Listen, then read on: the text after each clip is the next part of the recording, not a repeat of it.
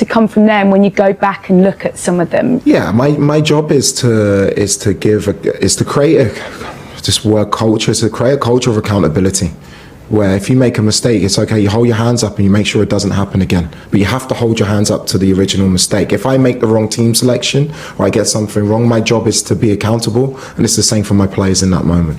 Why are you doing that? Yeah, you need teammates to help you, but it comes down to yourself as well. Look, Pedro's apologised to the group. We miss him for Wednesday. I just need to see an improvement in the behaviour now. And it's not just Pedro. We've had bookings, people speaking about dissent. We've had needless bookings in terms of fouls. If we are to improve and get to where we want to be, we have to make a conscious step now to make sure it doesn't happen again.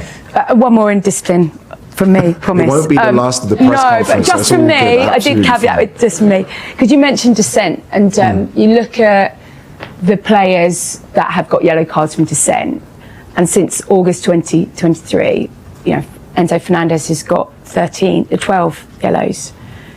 He's your vice captain. Okay, so if your vice captain is getting booked for dissent all the time, what message does that send out to the rest of the side? And do you have to maybe think about him as a vice captain within Never. this? Enzo's a top leader, not even entered my mind. Can your top leaders keep getting booked though? Yeah, in positions like this? There's something that needs to improve, and yes, we're a young team. It's not an excuse. We have an outstanding team. They're young. We are one of the youngest in the league, one of the youngest in Europe.